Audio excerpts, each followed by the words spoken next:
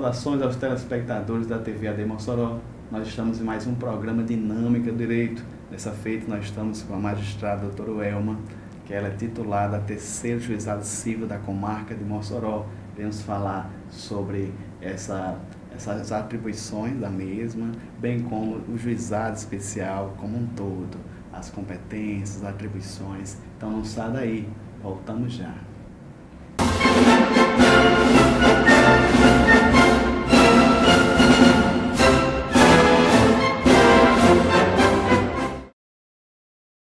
Estamos de volta com o programa Dinâmica do Direito. Como nós falamos, hoje nós vamos entrevistar a doutora Welma, ela que é titular do terceiro juizado civil da comarca de Mossoró, e vai nos ajudar aqui nesses instantes, nesse momento, nessa conversa, doutora, a respeito dos juizados especiais. Nós sabemos que é uma tentativa salutar de aproximar, de simplificar o direito para as camadas mais pobres, tornar acessível também as leis e o cumprimento das mesmas. Doutora, nós padecemos, nossa cultura jurídica, doutora Welma, é uma cultura de exclusão. A linguagem dificulta o acesso, os procedimentos, os ritos, mas no juizado tudo se torna bem mais fácil. Com a sua ajuda aqui, com o telespectador, já afirmando, doutora, que a comunidade que nos assiste é muito variada, nosso público-alvo é muito variado. Nós temos tanto estudantes de direito, como pessoas populares mesmo, profissionais liberais, que têm curiosidade e vão tentar aqui, doutora, com a linguagem acessível, trazer essas informações riquíssimas sobre o juizado especial. Mas, como de praxe, vamos conversar aqui conhecendo a doutora Welma. Doutora Welma, a senhora é natural da onde? Eu sou natural de Fortaleza, no Ceará. Muito bem. Outra cearense aqui entre nós, um povo muito capacitado, muito inteligente, esforçado. Doutora Welma, tem muitos cearenses, eu acho que no fórum a senhora se esbarra bastante, porque são pessoas que, quando se empenham, chegam lá, muito capacitadas. Mas sua formação, doutora, qual foi a faculdade? Eu me formei na Universidade de Fortaleza no final do ano 2000 e continuei trabalhando, porque eu já trabalhava na Justiça Federal do Ceará, na 6ª Vara Federal, como técnica judiciária. Trabalhava em secretaria, né? E continuei estudando para concurso paralelamente, até que fui aprovada no concurso em 2004 para juiz substituto do Rio Grande do Norte. Uma prova dificílima, é verdade, que nem muitas vezes, doutora, não preenche as vagas, né? Abre-se vagas e às vezes até sobram vagas, haja à vista o processo seletivo ser muito forte, muito enfático. Desde já parabenizando a senhora. Eu até brinco com meus filhos, doutora, meus filhos de 6 e 3 anos, estudem, senão vocês vão acabar sendo advogado, que nem seu pai, né? Estude aí. Aí ele até pergunta, papai, o que é promotor, o que é magistrado? E é uma carreira belíssima, de você transmitir o direito, de dar o direito, mas como a senhora falou, a senhora começou no balcão, não foi? Exatamente. Eu, ainda quando estudante na universidade, eu já havia passado num concurso de nível médio e tive essa experiência de trabalhar na secretaria, fazendo expedientes, mandados, juntada de petições, que eram processos físicos, e atendendo no balcão também os jurisdicionados e os advogados. Foi uma experiência muito boa. Acredito que sim, doutora. Acho que isso dá uma sensibilidade a mais para o magistrado. Com certeza é uma vivência que nós adquirimos. Eu trabalhei lá há 5 anos, então eu considero importante ter essa vivência. No caso da senhora, como magistrada, a senhora passou por diversas... Como foi essa trajetória? Sim, eu quando passei em 2004, eu como juíza substituta vim jurisdicionar em Mossoró, nas varas criminais, inicialmente. Depois passei pelas varas de família, passei um tempo nas varas de família, já substituí em cível, infância, também em algumas comarcas do interior, circunvizinho aqui de Mossoró, como Baraúna, Upanema, Governador de Serra Rosado, Areia Branca, Caraúbas, No caso etc. especificamente, Mas foi a sua chamada, seu direcionamento para o Juizado Especial de Mossoró? Foi depois de passar assim, vários percursos, né, pelo sertão do Alto Oeste. No caso, eu primeiro me titularizei em São Bento do Norte, que fica próximo já, mais para próximo de Natal. Depois permutei com outra juíza que estava em Governador de Cerrosado. Então vim para Governador de Cerrosado, onde passei 2 anos jurisdicionando. Depois abriu a promoção para a segunda entrância, que foi a Vara Criminal de Areia Branca. Então, eu tomei posse na Vara Criminal de Areia Branca, fiquei um tempo, em 2010, e nesse mesmo ano eu vim tomar posse no terceiro Juizado Especial Cível de Mossoró, que é a terceira entrância na carreira, né? Acredito que nessas comarcas que a senhora passou, a senhora já tinha algum contato com o juizado. Sim, porque antes de me titularizar no terceiro Juizado Especial Cível, eu já havia também substituído algumas vezes aqui, tanto no Juizado Especial Cível como no Juizado Especial Criminal. E nas outras comarcas, logicamente, em vara única, que você trabalha tanto com o processo da Justiça Comum, como o processo dos juizados especiais. Doutor, antes de tudo, a gente tem, antes de entrar na temática juizada, tem que falar que faz parte da Justiça Comum Estadual. Existe também juizados especiais federais, mas nesse programa vamos tratar sobre juizados especiais estaduais da Justiça Comum Estadual. São magistrados do Estado do Rio Grande do Norte, né, mantido pelo Estado do Rio Grande do Norte. Tem uma lei, mas também tem uma lei federal, a Lei 9.099. Nos fala um pouquinho, doutora, como foi a evolução do direito brasileiro até chegar à Lei 9.099/95? Pronto. Para justamente dar mais acesso às camadas, à camada populacional mais humilde e simplificar os processos devido à demanda, né, do procedimento comum, ordinário, que no seu próprio rito é um procedimento considerado mais demorado, realmente, se pensou justamente em criar-se uma justiça especializada que atendesse às demandas mais simples, consideradas menos complexas, que não precisariam passar por todo esse percalço longo de um processo comum.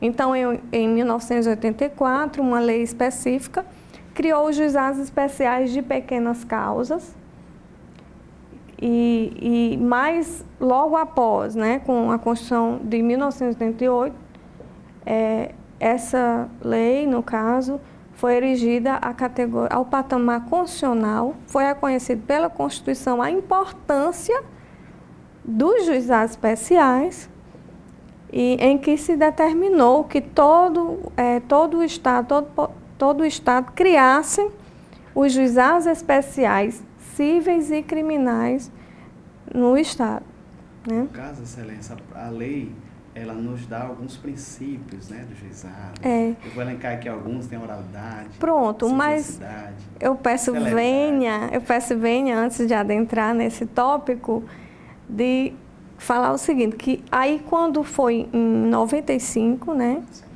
a lei 9.099/95, foram criados por lei específica, atendendo aos ditames da Constituição Federal, no caso, os juizados especiais cíveis e criminais, que antes a nomenclatura eram juizados de pequenas causas.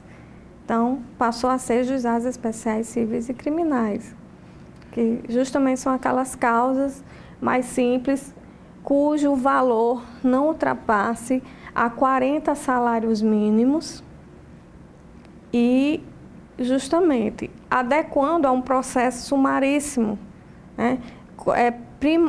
Dando prioridade, no caso, à oralidade, à simplicidade nos procedimentos, nas provas produzidas no processo, à informalidade, à celeridade processual. Importantíssimo. E à economia processual também. Doutora, vamos finalizar esse bloco. Mas no próximo bloco, não sai daí, telespectador, vamos falar da competência, doutora. Que nem toda demanda cabe aos juizados especiais. Existem várias restrições no tocante à matéria, no tocante até à legitimidade passiva, Exato. né? Contra quem você vai ingressar. Então, tudo isso no próximo bloco, no programa Dinâmica do Direito. Não sai daí, voltamos já.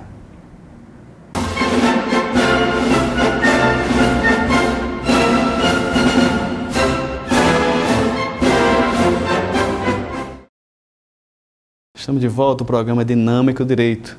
Estamos com a doutora Welma, juíza titular do terceiro juizado civil. Estamos conversando aqui sobre os juizados especiais, as matérias atinentes. Vamos entrar agora, doutora Welma, sobre as competências. Eu, quando iniciei a carreira de advocacia, doutora Welma, alguns processos meus foram arquivados porque eu tinha que estudar um pouquinho melhor a lei dos juizados. Nem toda a competência, nem o juizado não tem, apesar da simplicidade, da oralidade, mas ele nos restringe algumas matérias. Não é toda matéria que é atinente, é cabível no juizado. Me ajuda aí, doutora Welma, no tocante à matéria. No caso, por ser um microsistema, né, um sistema específico, regido pela Lei 9.099/95, as causas afetas aos juizados especiais cíveis são específicas, como falei, até 40 salários mínimos. No entanto, eu vou pôr ela em exclusão, primeiramente. Não são cabíveis causas de acidente de trabalho, causas trabalhistas, porque afeta a justiça do trabalho, né, logicamente. No caso de causas em que há interesse da União Federal, são processadas na Justiça Federal. Nem causas de família, direito de família não se processa lá, nem falência, nem direito sucessório. Então, as demandas que são afetas aos juizados especiais são aquelas ações de danos causados, por exemplo, em acidente de veículo, né? Quando a parte quer demandar algum prejuízo ocorrido de um sinistro havido em acidente de trânsito. Também danos ao consumidor, o que há mais assim, em grande quantidade nos juizados especiais, são causas de relações de consumo, né? Problemas havidos na relação de consumo, né? Então, assim, por exemplo, a compra de um produto que apresenta um defeito e a loja, né, ou a autorizada, ele não quer ressarcir o valor do produto ou não quer trocar por outro. Se nega a trocar por algum motivo e tal, que a parte se acha injusto, né? Então, ela pode procurar os juizados nesse sentido, né? Os juizados especiais cíveis. Também ações de despejos para uso próprio, cobrança de taxas condominiais, também é cabível nos juizados, execuções, né, tipo de título executivo, como cheque, nota promissória, que né, o devedor não efetuou o pagamento. Então, ele pode, sim, até 40 salários mínimos, ajuizar nos juizados especiais cíveis. Existe, doutora? Também, doutor, ações possessórias, né, de imóveis cujo valor não ultrapasse. Entendo. Né, a 40 salários mínimos. Doutora, também tem a restrição sobre a questão da legitimidade, né? A Sim. Representatividade também. Tanto do polo passivo, tem alguns entes que você não pode ingressar. Quais são esses entes? Exatamente. Inicialmente, quanto ao polo ativo, aquele que vai demandar nos juizados especiais cíveis, quem tem legitimidade para ingressar com a ação são pessoas físicas, ou seja, maiores, capazes, e microempresas. As microempresas podem ser autoras em ações nos juizados especiais. Então, não é cabível a ação em que tenha incapaz, o menor, né, não pode, e outras empresas que não se enquadrem nesse perfil de microempresa, certo? Já a legitimidade passiva, ou seja, contra quem eu vou demandar. No caso, pode ser pessoa física, pessoas jurídicas, no caso de direito privado, sociedade de economia mista e no caso que não pode, né, que não pode ser demandado no juizado são as pessoas jurídicas de direito público, no caso. Estado, União, município, de forma alguma. Justamente, o Estado, a União não podem usar as especiais cíveis comum, mas existe, no caso, os juizados especiais da Fazenda Pública. Já existe, foram criados os juizados especiais da Fazenda Pública. Né? Em Natal e algumas cidades do interior já se processam causas nos juizados especiais da Fazenda Pública. Então, em regra, basicamente é isso. Não podemos esquecer, doutora Welma, as autarquias, né? Sim, as autarquias, um exemplo. Autarquias estaduais, né? Não pode. Um exemplo comum é a Data Norte, né? Que muitas habitações aqui em Mossoró foram feitas, financiadas por essa autarquia estadual. Então, se você tem alguma demanda contra a Data Norte, não é caso de juizado. Você tem que partir para justiça comum. Então, doutora, é muito importante essa observação. Eu sei que você de casa, o cara telespectador, pode não se ater a esses pontos. Na verdade, quem deve se ater é o advogado e a pessoa que vai assistir lá do juizado especial, que é preparado para isso. Mas já nessa seara, doutora, a senhora falou que até 20 salários pode ingressar sem advogado. Você mesmo, o consumidor, um exemplo, né?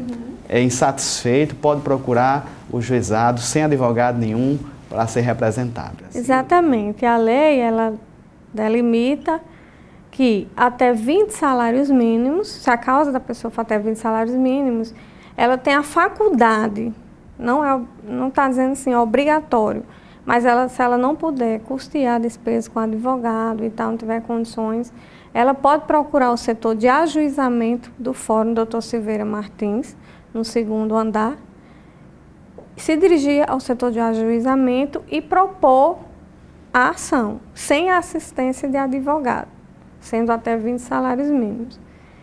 Ultrapassando isso, aí já é obrigatório, né? Até 40 salários mínimos, já é obrigatório a assistência por advogado, patrocínio da causa por advogado. Doutora, a senhora falou da entrada, mas a questão de audiências, a pessoa também pode ir sozinha, sem advogado, conciliação, instrução e julgamento, ela pode ir sozinha mesmo? A conciliação, ela pode sim, mas e também na instrução, se ela não tiver advogado, tanto ela dá entrada, como ela acompanhar todo o processo, entendeu? Então, assim, não é obrigado. Mas, assim, doutora, o que eu vejo na prática, como profissional, o ideal é ter uma assistência jurídica, um advogado. Porque imagine vou dar um caso hipotético, telespectador, você demanda contra a COSER, um exemplo, uma concessionária que tem uma equipe jurídica excelente, de ponta, a gente pode assim dizer. E você chega, doutora, numa conciliação, até mesmo na instrução, doutora, sem um advogado para estar ao seu lado. Eu sei que a magistrada é imparcial, mas um profissional para falar por você, doutora, é interessante, né? Exatamente, até pelo conhecimento técnico do próprio procedimento, do que se vai falar, nortear realmente em uma audiência e do que realmente necessita, daquela prova que se vai precisar produzir. Mas a lei faculta realmente, entendeu? E eu digo, realmente é importante ser assistido por um advogado, por um profissional do direito, com certeza. A senhora falou, né? A tecnicidade, a linguagem, o juridiquês que a gente fala. Até para a parte não ficar em desvantagem com uma empresa, né? Uma empresa de ponta, como uma empresa de telefonia, né? Que tem grandes profissionais, como uma empresa de energia elétrica, né? A exemplo do que temos aqui, a COSERN, ou de água como a CAERN, porque demandas existem muitas contra essas empresas, principalmente de telefonia é o que há mais acentuado nos juizados especiais. Doutora, por poder se concretizar, até bem pouco tempo era o papel, né? Era materializado ali. Mas o juizado passou na vanguarda, foi além, né? E tinha um Projude, que começamos a digitalizar os processos, enviar. E agora nós temos o PJE. Como é que é essa transição, doutora? Seguinte, com a criação, né, com a instalação do PJE, o procedimento, a partir da instalação, a entrada da petição inicial, tudo, a demanda se inicia no PJE. Aquelas causas que já estavam tramitando no Projude continua até a sentença.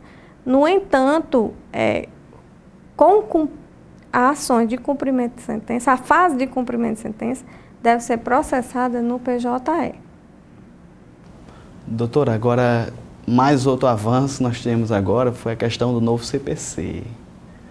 Eu sei que o bloco ainda está se aproximando, vamos já terminar, mas a questão do novo CPC, doutor, que é o Código de Processo Civil, que em março vigorou, teve algum impacto no juizado? Com certeza teve, como tem, porque o microsistema dos juizados, a lei principal, a lei 9.099/95, tem que seguir o rito e os princípios dela, certo? E subsidiariamente o Código de Processo Civil, que rege o procedimento comum e tal. No entanto, alguns princípios, algumas regras agora do novo CPC não se adequam, mesmo com a mudança, não se adequam ao sistema dos juizados especiais, do procedimento dos juizados. Um exemplo que eu vou dizer aqui é a questão dos prazos, né? Que o novo CPC determina que sejam em dias úteis a contagem dos prazos.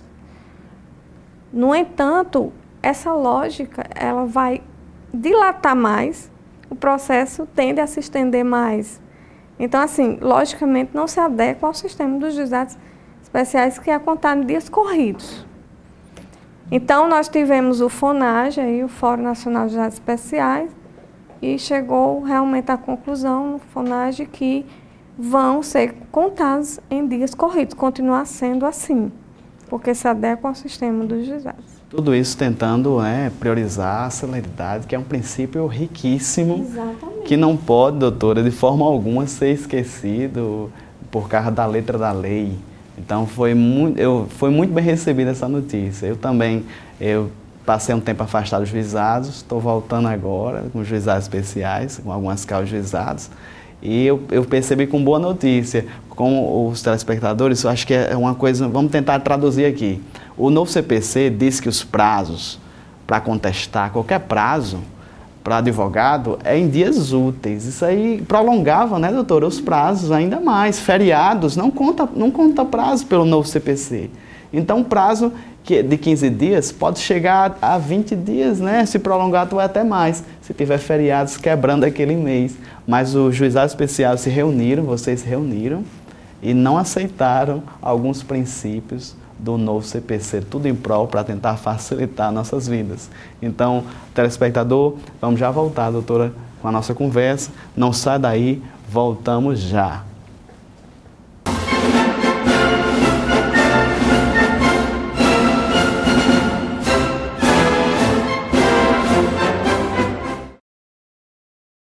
Nós estamos de volta com o programa Dinâmica do Direito. Estamos conversando aqui com a doutora Welma, ela que é titular do terceiro juizado. Doutora Welma, já falamos um pouco da competência, tratamos, iniciando a temática propriamente dita dos juizados especiais. Mas, doutora, da entrada na inicial, quanto tempo a média, doutora, para a primeira audiência? Geralmente, a média é de 60 dias.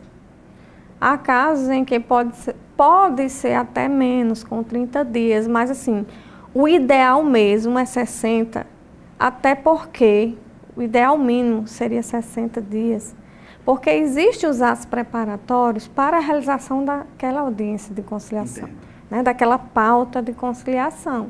Os servidores da secretaria, eles têm que preparar as cartas de intimação, né, de citação, é feito por via postal, tem que remeter para o correio cumprir e a comprovação daquela intimação tem que voltar aos autos para já na data da audiência já se ter a certeza se a parte foi intimada ou não. Então, assim, é o ideal. O bom seria que fosse antes. Mas esse prazo é razoável. Doutor Welma, para o público que está de casa, aqueles que não são da área jurídica, 2 meses é uma maravilha. Se a gente for para a justiça comum, é de 6 a 8 meses para a primeira audiência. Então, é só 2 meses, mas acho que em alguns casos até 45 dias já peguei a audiência do juizado. Sim. Eu falo da experiência aqui de Mossoró, né, especificamente, mas a própria coordenação dos juizados de Natal enviou metas e ofícios que até 90 dias da primeira audiência é considerável, né? É uma meta a ser atingida. Realmente, há casos assim, devido à demanda, poucos servidores, né? Que realmente há uma falta de estrutura suficiente em todo Rio Grande do Norte. Geralmente, às vezes, é marcado com 4 meses, né? 90 dias e tal. Entendo. Mas aqui, graças a Deus, em Mossoró, a gente ainda consegue marcar com essa média, de 60 dias. No caso da primeira audiência, doutora, tem uma figura importantíssima que a gente não pode esquecer, a figura do conciliador. Quem é esse rapaz? Como é que se prepara esse tão importante personagem? Exatamente, com certeza. O primeiro contato que as partes têm, tanto entre si na audiência e com o servidor, né, do fórum conciliador, é na audiência de conciliação. E a importância do conciliador auxiliar as partes na questão da celebração do acordo. Claro que as partes não estão obrigadas a celebrar um acordo, mas eles, sim, o Poder Judiciário do Rio Grande do Norte está investindo justamente em cursos para conciliadores, né, treinando os estagiários e servidores para a conciliação. Então, é uma figura importantíssima, até principalmente pelos princípios norteadores dos juizados especiais, né? A primazia na conciliação, que é um corolário do princípio da celeridade, da economia processual. Porque, havendo o acordo ali, o processo já se resolve. No caso, o magistrado homologa por sentença o acordo.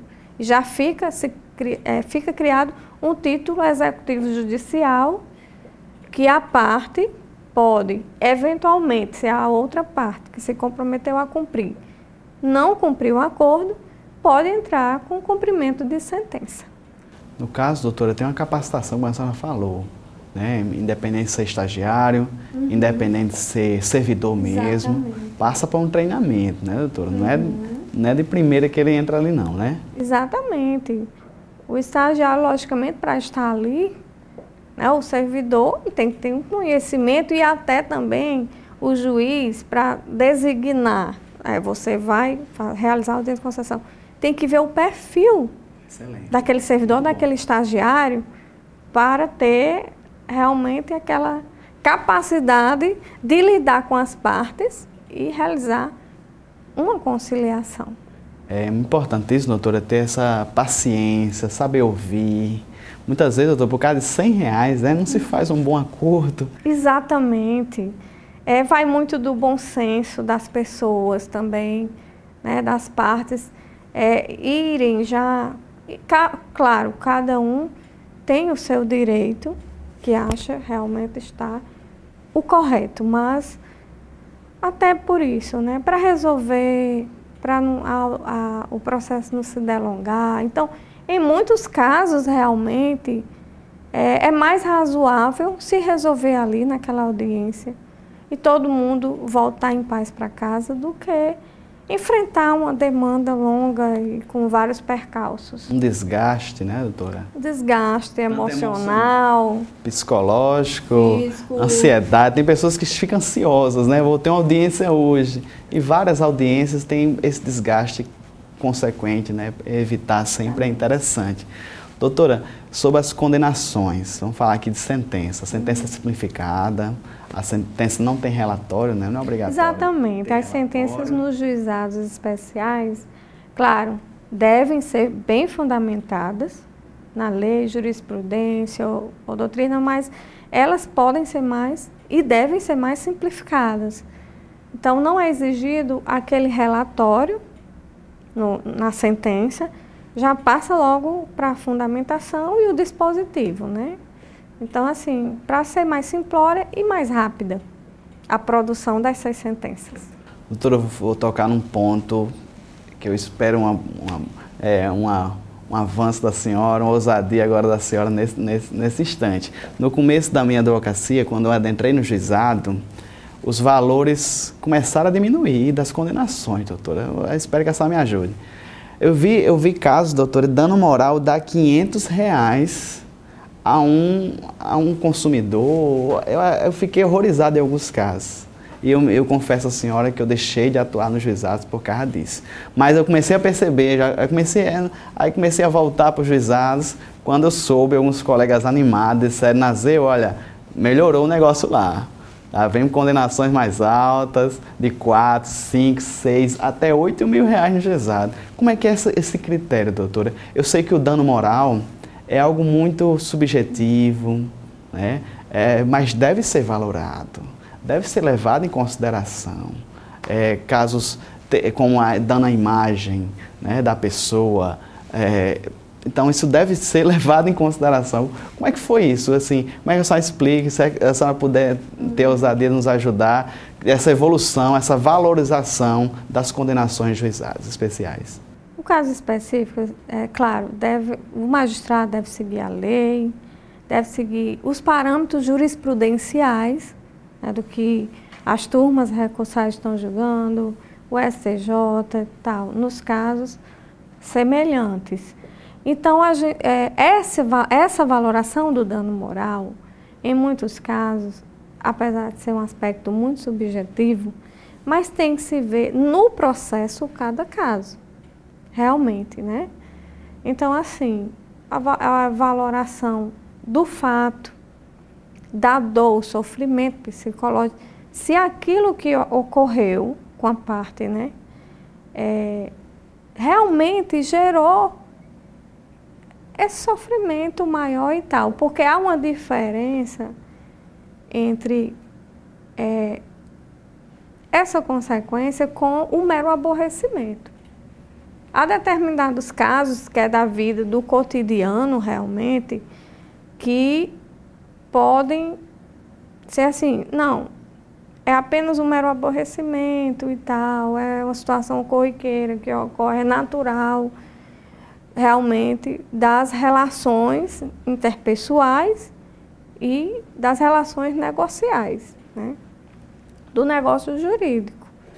Às vezes é apenas um descumprimento contratual que não necessariamente vai gerar um dano moral, entendeu? Então, mas assim, há casos realmente que merecem uma atenção maior pelo magistrado. Não, aqui realmente merece uma valoração um quanto maior para essa pessoa ser indenizada, porque aqui tem um caráter pedagógico também.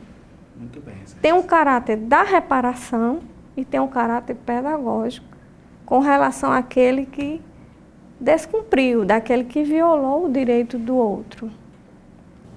Doutora, ainda na sentença, não são arbitradas custas na sentença do juizado.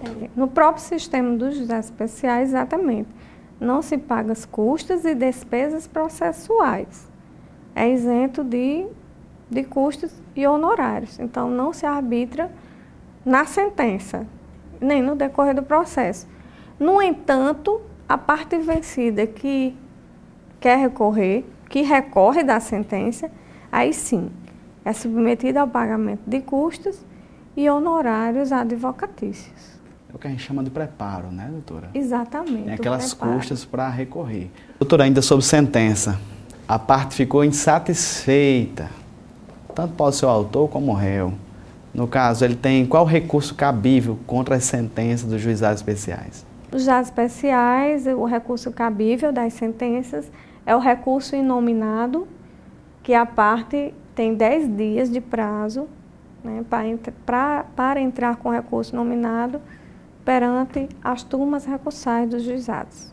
No caso, uma senhora falou, uma turma, não é um desembargador que vai fazer isso não, são juízes de primeiro grau. Exatamente, são formados por juízes de primeiro grau. Sediado lá em Natal. Em Natal, sediado em Natal. Doutora, o tempo, acho que a senhora não pode responder assim, mas vamos me ajudar. Existe um tempo médio, a senhora falou, né, da inicial para a audiência, 2 meses. Mas ao todo, um processo do juizado, doutora, termina em média quanto tempo? 1 ano? Ela pode variar, se não houver acordo na primeira audiência, que é a audiência de conciliação, porque havendo, encerra ali o processo. Mas não havendo, como há um trâmite, no caso com realização de audiência de instrução, depois a sentença, pode variar de 6 meses a 1 ano. Isso vai depender muito também, por exemplo, muitas vezes na audiência de instrução, a gente vai realizar, mas uma parte não vem, apresenta um atestado, adoece, justifica, aí já não se realiza. Aí o juiz tem que marcar uma nova data para a realização daquela audiência. Doutora, só para esclarecer o pessoal de casa, né? Essa instrução é aquela perante o juiz. Exatamente. Não é mais um conciliador. Agora o magistrado e as partes ali envolvidas. É possível juntar testemunhas, excelência? São quantas testemunhas, juizado? 3? Se não me engano, até quantas testemunhas pode levar? Pode levar, em média, 3, mas assim, pela praxe e até para simplificar, até pelo princípio da simplicidade e economia processual, 1 ou 2 testemunhas já são suficientes. Para tentar agilizar, né? Exatamente. É melhor, eu até falo com meus clientes, às vezes é melhor uma testemunha que seja firme. Exatamente.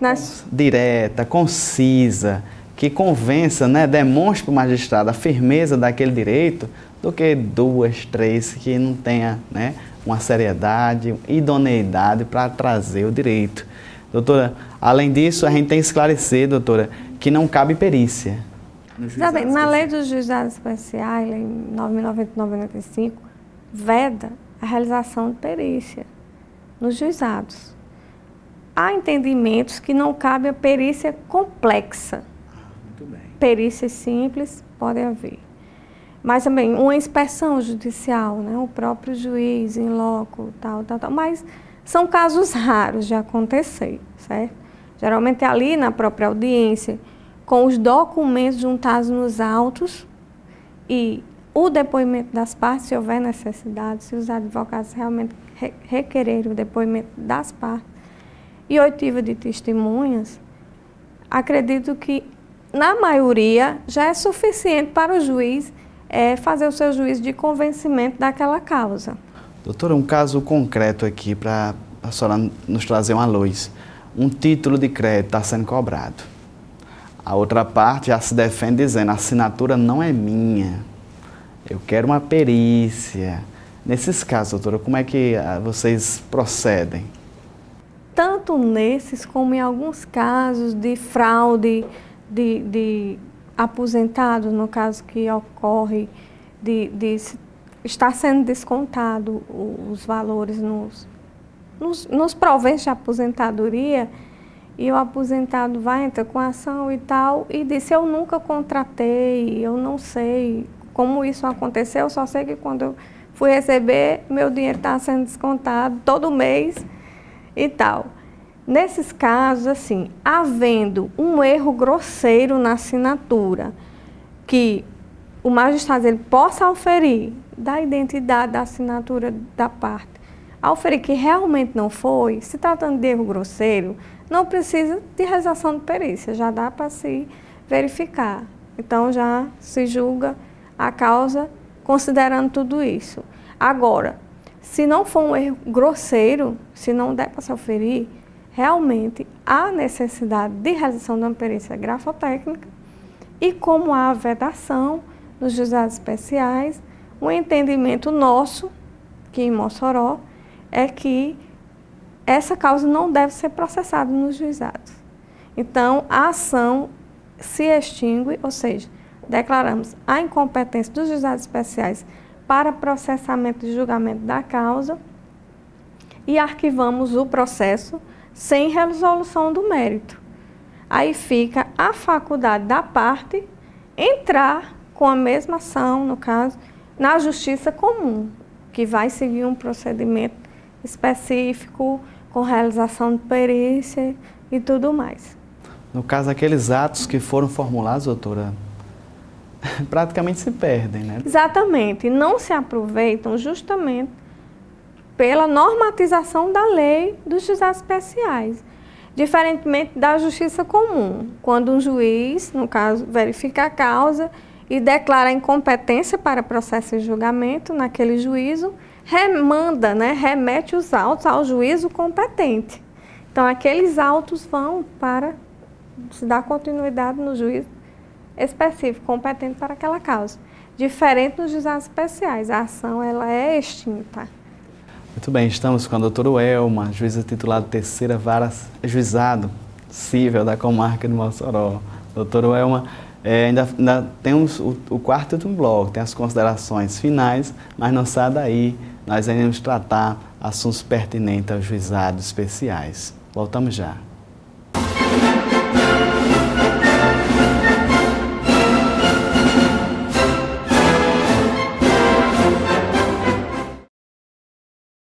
Estamos de volta para o quarto e último bloco do programa Dinâmica do Direito. Estamos com a doutora Welma, magistrada, titular do terceiro juizado cível da comarca de Mossoró. Já falamos aqui, doutora Welma, sobre competências, sobre a questão do ingresso, audiência, conciliadores. Doutora Welma, a senhora citou alguns tipos comuns de ações. Mas já que estamos no quarto bloco, vamos conversar também. Doutora, quais são as causas mais comuns? Quais são as empresas? Não sei se é interessante a gente citar alguns nomes aqui, mas algumas causas mais comuns que adentram nos juizados especiais. Especificamente, a demanda que se tem muito é, por exemplo, cobranças indevidas, né?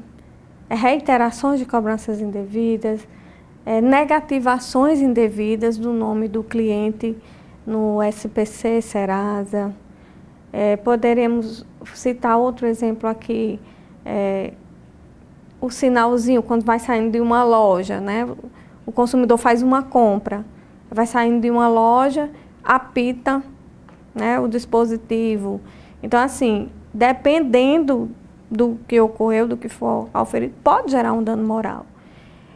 No caso da inscrição indevida, a parte, se realmente comprovar que pagou e o nome foi inscrito indevidamente, comprovar gera um dano moral. Agora, o quanto desse dano moral, nesse caso, vai depender, assim, de cada magistrado e de cada caso. Como ocorreu, a extensão do dano, tudo isso.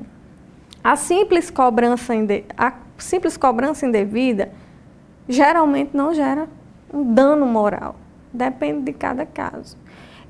Com relação ao produto defeituoso, geralmente não gera dano moral, mas a pessoa tem o direito à restituição do dano material que sofreu. Acidente de trânsito também, né, em que a parte que infringiu não quer pagar as despesas médicas, as despesas do conserto do veículo. Então, geralmente, o que vai se determinar é a indenização pelo dano material sofrido. E o dano material, ele deve ser ipsilis comprovado no processo. Se a parte diz, meu prejuízo foi de 20 mil, mas ele só comprovou 10 mil, o juiz não tem como dar na sentença a mais essa indenização, né? Tem que ser realmente comprovado. Doutora, acredito que ainda cabe a gente falar um pouquinho sobre as questões referentes à medida liminar, né? As chamadas medidas liminares que o juiz arbitra, essa antecipação aí do direito, da asseguração do direito ao consumidor, se for um consumidor, ao cidadão. Eu quero elogiar primeiramente nesse ponto vocês.